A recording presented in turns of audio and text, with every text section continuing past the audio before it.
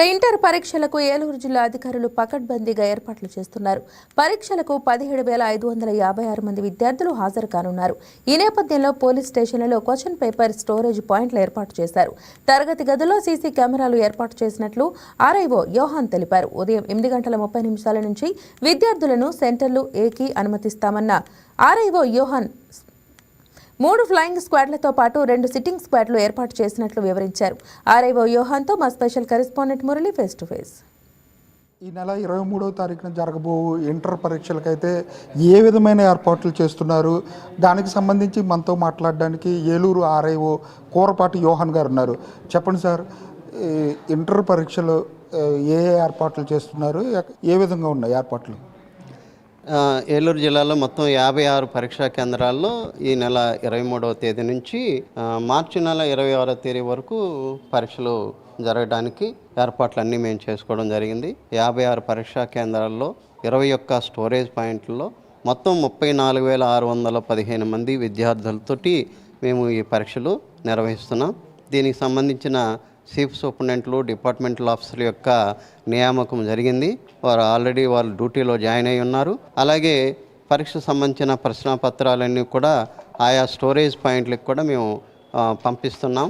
Already ఒక set పంపించేస్తున్నాం. పరీక్షా కేంద్రాల్లో సీసీ కెమెరాలు ఏర్పాట్లు చేసుకొని దాన్ని స్ట్రీమింగ్ కూడా చేసి ఉన్నాం. జిల్లా వ్యాప్తంగా 1006 సీసీ కెమెరాలను మేము ఏర్పాటు చేసి వాటి యొక్క నిఘా నీడలో పరీక్షల్ని నిర్వహిస్తున్నాం.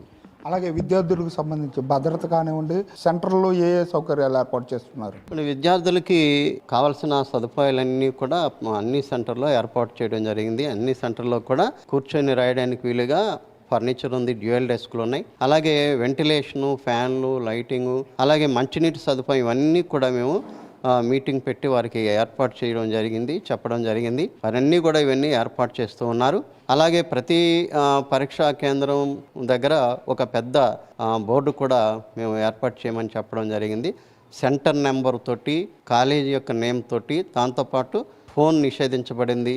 దివ్యాంగ విద్యార్థుల కోసం ఏ ఏర్పాట్లు చేశారు?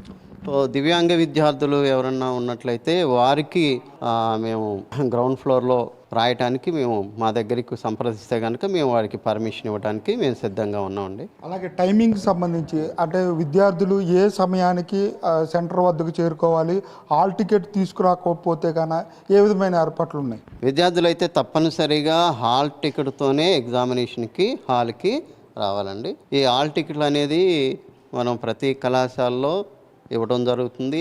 లేకపోతే మనమిత్ర యాప్ ద్వారా మరి పబ్లిక్ డొమైన్లో పెట్టారు కాబట్టి అక్కడ నుంచి ప్రతి విద్యార్థి డౌన్లోడ్ చేసుకొని ప్రిన్సిపాల్ సంతకం లేకపోయినా అనుమతిస్తున్నారు కాబట్టి ప్రిన్సిపాల్ సంతకం లేకపోయినా హాల్ టికెట్ తీసుకొని నేరుగా పరీక్షా కేంద్రాలకు రావాలి.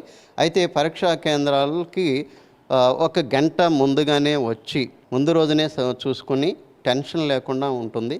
అలా వచ్చిన తర్వాత ఒక హాఫ్ అన్ అవర్ ముందు నుంచి పరీక్షలకి హాల్లోకి అనుమతిస్తారు కాబట్టి విద్యార్థులు ఈ యొక్క సమయాన్ని సద్వినియోగం చేసుకొని టైం మేనేజ్మెంట్ చేసుకోవాల్సిందిగా తెలియజేస్తూ ఉన్నా. దూర ప్రాంతం నుంచి వచ్చేవారు కూడా ఈ టైం అడ్జస్ట్మెంట్ చేసుకోవాలి. ఎందుకంటే 9 దాటితే లోపలికి అలౌ చేయరు కాబట్టి, అలాగే ఒక హాఫ్ అన్ అవర్ ముందు నుంచే అలౌ చేస్తున్నారు కాబట్టి విద్యార్థులు ఈ విషయం విద్యార్థులకు తల్లిదండ్రులు కూడా గుర్తించి తగిన సమయానికి కాలేజీకి సెంటర్కి రావాల్సిందిగా వారికి సూచిస్తున్నాం. అలాగే కొన్ని కాలేజీ యాజమాన్యాలు అంటే ఫీజులు కట్టిన వారికి కానివ్వండి, కొంతమందికి హాల్ టికెట్లు ఇవ్వట్లేదంటూ కూడా చెప్తున్నారు. వారికి ఏం చెప్తారు? ఇప్పుడు ఇంటర్మీడియట్ బోర్డు వారు హాల్ టికెట్లు అన్నీ కూడా మరి పబ్లిక్ డొమైన్లో కూడా పెట్టి ఉన్నారండి. ఎందుకంటే ఇట్లాంటి సమస్యలు వస్తాయని. అందుకనే ఇంటర్మీడియట్ బోర్డు వారు కూడా దీని గురించి ప్రైవేట్ కళాశాల యాజమాన్యం వారికి సీరియస్గా హెచ్చరించడం జరిగింది. హాల్ టికెట్లు ఎవరికి ఆపవద్దు అని, ఫీజు విషయంలో కానీ ఏ విషయంలో కూడా హాల్ టికెట్లు ఆపవద్దని చెప్పడం జరిగింది. అదేవిధంగా పబ్లిక్ డొమైన్లో కూడా పెట్టి ఉన్నారు కాబట్టి ప్రతి విద్యార్థి కళాశాల ప్రిన్సిపాల్కి ఇవ్వకపోయినా కూడా పబ్లిక్ డొమైన్లో తీసుకొని సెంటర్కి వెళ్ళి పరీక్ష రాయొచ్చండి.